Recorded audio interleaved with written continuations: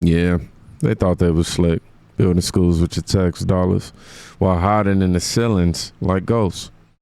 But ICE didn't just raid this job site. They uncovered exactly what the system's been protecting this whole time. This isn't about immigration anymore. This is about who's really running this country and why they're terrified that Trump's back. Let's get into it. Hell yeah, come on with it. Tonight, HSI is sharing brand new information on yesterday's illegal immigration raid at the construction site for the new Loxley Elementary School. This was the scene yesterday. Federal agents swarming the $38 million taxpayer-funded site on foot, on four-wheelers, even bringing a helicopter along. I was not really surprised because there was things going on that shouldn't have been going on. The Gulf of America Homeland Security Task Force arrested 11 undocumented workers. HSI now saying 9 of them had been previously deported. Stephen Schrank, special agent in charge for HSI in Alabama and Georgia, says they are continuing to hold people accountable. We're looking for public projects and things that our tax dollars are being used to build infrastructure. And if contractors or subcontractors are hiring illegal aliens to profit and make these projects happen, we are absolutely going to pursue these cases. Schrank tells Makes me no before sense. yesterday's operation, they received tips that illegal immigrants working on the project planned out safe spots where they could hide when federal agents moved in. And in fact, when we got there, we saw some evidence and indications of exactly that. There were aliens that dispersed to what has been alleged to be predetermined locations. They hid up in an attic and removed the ladder so that we couldn't go in and get them. According to The media obviously staying silent, but Homeland Security was not playing games. Illegals, 9 of them previously deported, working on a taxpayer-funded elementary school. Pre-planning hiding spots, remove ladders. They were ready to vanish like ghosts. Yeah, until ICE found them in the attic. But if you're wondering how they keep getting back in, wait until you hear who's funding their return. The thing about it is you have to look at the cartel like this. Cartel is water, and they're going to take the path of least resistance. So when you shut off one avenue for getting things in, they're going to find another avenue. I think that those actions that you speak of go more towards forcing the Mexican government to actually do something. The problem is the cartels and the government of Mexico have been in business for quite some time, that they're now to the point of almost being indistinguishable, because the Mexican government is directly involved in the narcotics trade as well. And we've seen that firsthand in some of our investigations where the drugs weren't coming from the cartels. The drugs were actually coming from members of the Mexican government. And so I think that the only way to get Mexico to move and do something is to put those pressures on them. But you also have to realize, kind of like when we gave all that money to the Mexican government to go after the Sinaloa cartel, did they go after the Sinaloa cartel? No, they went to the Sinaloa cartel and said, hey, we need to show the Americans that we're actually doing something. Who are the people you want eliminated? And so we basically spent our tax dollars in America to try to eliminate the Sinaloa cartel, and the Mexican government used that money to help the Sinaloa cartel eliminate their competition. So if we're going to deal with the Mexican government, it has to be purely in a punitive measure. It can't be in a form of a grant or assets, because if you send it south of the border, it's going to be used for the benefit of the cartels. Now, this is Texas, Sheriff Roy Boyd. Let's try to break down what he's saying here. According to him, the Mexican government and the cartels are in the same boat. We gave them money to fight the Sinaloa cartel, I believe that's the name of it. And they handed that money back to the cartel to eliminate competition. You think this is random? You think this is incompetence? Now let's watch what happens when somebody like Trump tries to cut off the supply chain. Today, Attorney General Bonta, Attorney General Dana Nessel, and I are co-leading a coalition of our fellow Democratic attorneys general in suing this administration to protect SNAP and the sensitive personal information of all of its recipients. The federal government's demand that states turn over SNAP recipients' data is flat out illegal. In fact, our laws prohibit us from disclosing this SNAP data unless it is strictly necessary for administering the program. And in this case, it is not. This latest action from this administration is nothing more than an attempt to sow fear and to cause chaos amongst vulnerable populations. And we are suing to uphold the rule of law, to protect the sensitive personal information of everyone who receive SNAP benefits, and ensure that this administration does not use critical and necessary food assistance to target immigrant communities. I too want to thank my team. Letitia James, already under investigation for mortgage fraud herself, is suing the Trump administration not to protect Americans, not to defend the Constitution, but to make sure illegal immigrants stay on SNAP benefits. These are Yelitas. You heard that right, man. She wants your money to fund non-citizens. And while she's protecting handouts, there are people openly calling for violence against the same agents enforcing the law. Past 7 days, there has been more than 3 counterattacks on ICE by groups of people with pew-pews, all of them completely separate from one another. And this is a huge story. So you might be thinking, why is the news not reporting on this? But there's actually a really good reason for that. They don't want you to know. And they don't want you to know because it might inspire you to do the same thing. Or I feel like I'm looking at a future version or alternate universe version of Harry Sisson right now. Might inspire someone else to do the same thing. And the worst thing for them is to let the people know that there's more of us than there are of them. They don't want the people knowing that they can fight back. Because one thing they'll never tell you is that throughout all of history, in the past, in the present, in the future, there has not been a single fascist government that has been overthrown through peaceful means. Not a single dictator in the history of the world has been taken out of power through peaceful protest. So when the government starts to see peaceful protest turn to active resistance, they start to worry. And isn't it just terrible that the government is worrying? Oh, wow. Hold on. Is there something in my hair? Oh, no, that's my head. Anywho. This guy right here, man. This man is online celebrating armed attacks on ICE officers. And nobody in the media is going to condemn it. No arrests, no FBI raids. I mean, imagine if someone said this about any other federal agency. They'd be in cuffs by now. You agree? But ICE agents? Fair game. Because they threaten the machine. And that machine is starting to get real cocky. Especially when they know consequences won't come. Oh, you want to know what happened? Yeah.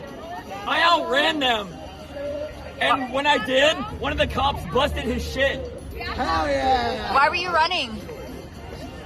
Because I had guys with guns chasing me, dumbass. Yeah. Why'd they arrest you?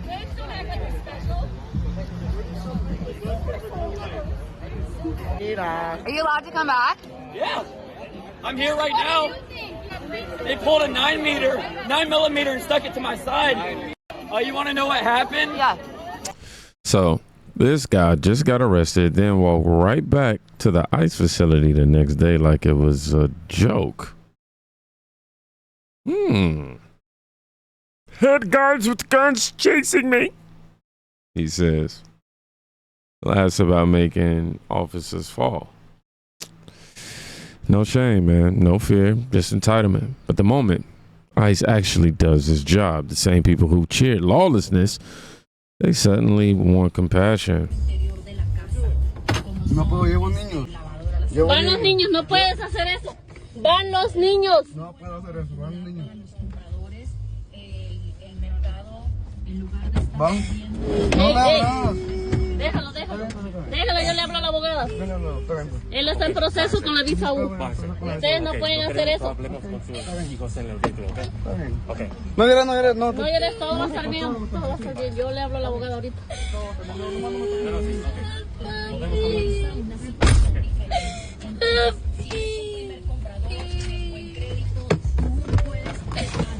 Eso es contra la ley lo que están haciendo. Es contra la ley. Él está en proceso, no pueden llevárselo. Solo mi teléfono no quiere llevar. ¿Quieres que se el teléfono? Porque no se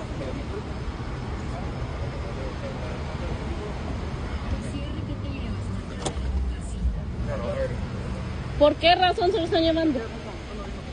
Porque él está en los Estados Unidos ilegalmente. ¿Qué? Puede hablar con su abogado cuando vinimos a la oficina. ¿Quiere un número de su esposo? Tiene todo en su teléfono. Yo tengo todo lo de la abogada. Yo ahorita me conecto con ella. Now, I can't understand everything that's going on. I'm not going to say act like I can understand every word they're saying. It sounded like she said she wanted something, though. But let's continue to listen to make sure we don't miss some sort of key detail.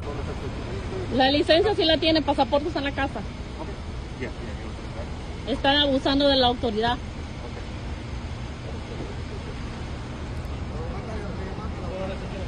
Cuando vinimos a la oficina, puede hablar con su abogado. Yo ahorita le hablo a la abogada.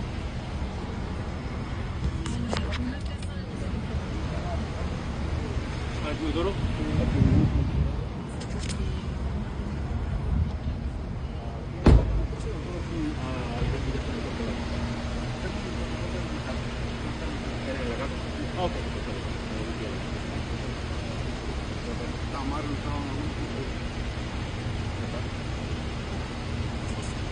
No respetan ni porque van niños.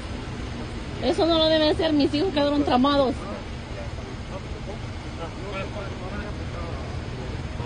Puede sentar en el frente.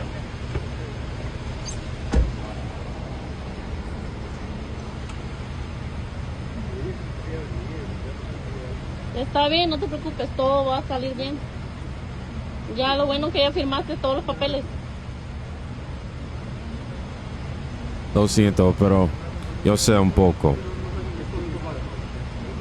Y comprende un poco.